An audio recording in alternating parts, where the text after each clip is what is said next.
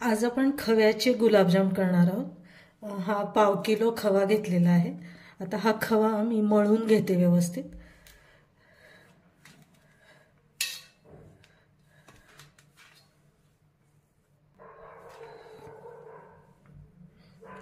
खवा आता मी एकदम एकजीव केलेला आहे।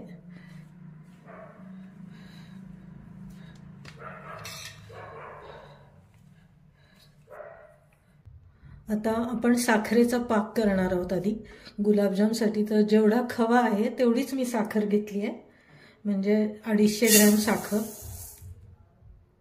आणि जेवढी साखर तेवढंच मी पाणी घालते।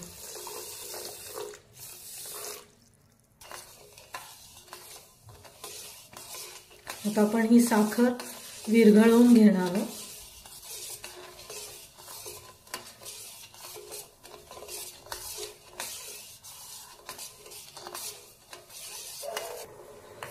साखर आता विरघळ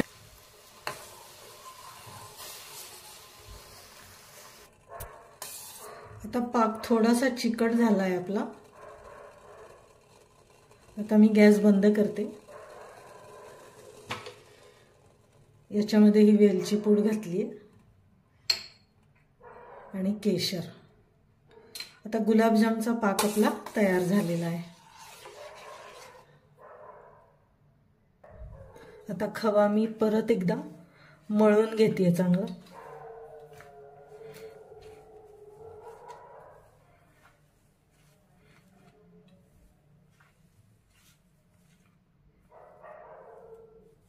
आता याच्यामध्ये मी थोडासा मैदा घालणार आहे। मैदा एकदम नाही घालणार आहे मी, थोडा लागेल तसा, म्हणजे त्याचे गुलाबजाम वळता आले की मी मग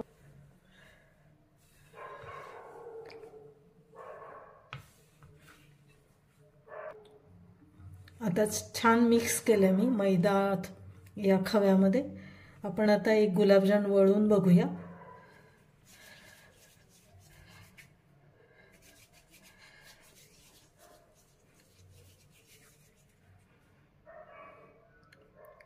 प्लेन वळला गेला पाहिजे गुलाबजाम, त्याला मध्ये अशा क्रॅक नको, म्हणजे मळून घ्यायचा चांगला खवा।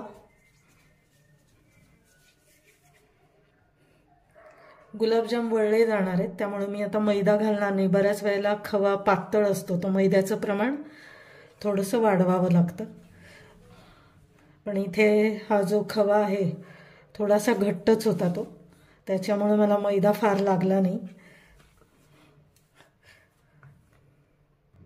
याच्यामध्ये अगदी चिमूटभर मी बेकिंग सोडा घालते आणि परत एकदा मळून घेते, मिक्स करून घेते चांगलं।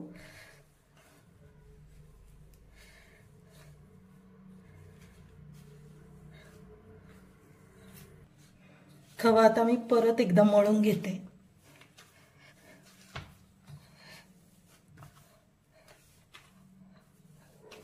अगदी एकजीव करायचा खवा।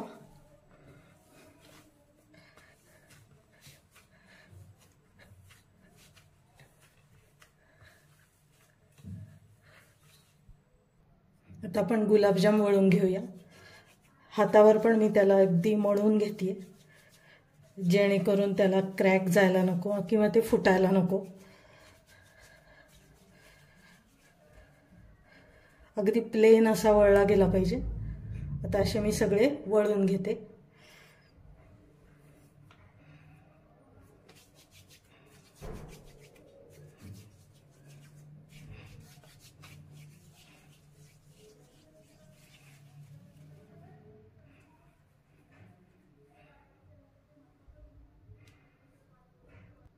आता मी गुलाबजाम वळून घेतलेत, एकदम प्लेन असे वळलेत। खवा मळल्यामुळे ते असे प्लेन होतात।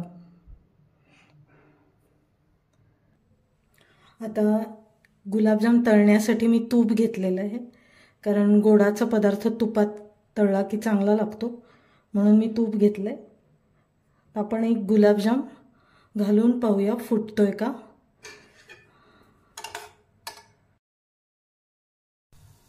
आपण जो गुलाबजाम टाकला तो काही विरघळला नाही आहे, त्याच्यामुळे आता आपण बाकीचेही तळून घेऊया।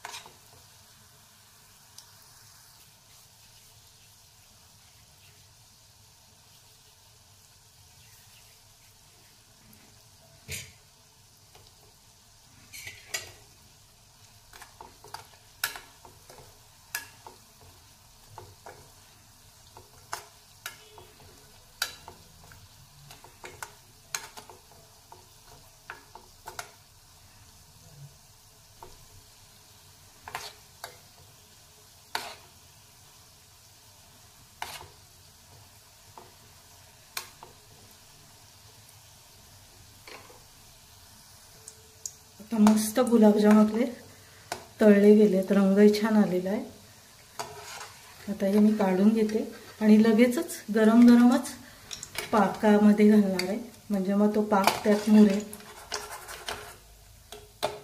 आता मी हे लगेच पाकात घालते.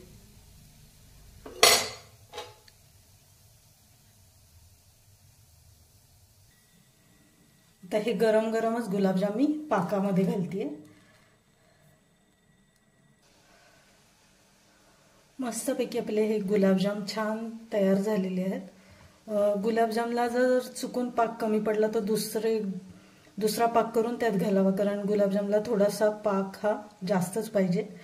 आणि पहिल्यांदा गुलाबजाम तुपामध्ये घातला आणि फुटला तर मग घाबरायचं कारण नाही, कारण की बाकीच्या खव्यामध्ये अजून मैदा घालून तो व्यवस्थित मळून परत आपण गुलाबजाम करावे, ते नीट होतात. तुम्हाला आजचा व्हिडिओ कसा वाटला कमेंट्स देऊन नक्की सांगा. लाईक, शेअर आणि सबस्क्राईब पण जरूर करा. आपण पुन्हा भेटूया माझ्या पुढच्या व्हिडिओमध्ये नवीन रेसिपीसह, वैशालीज इझी रेसिपीमध्ये.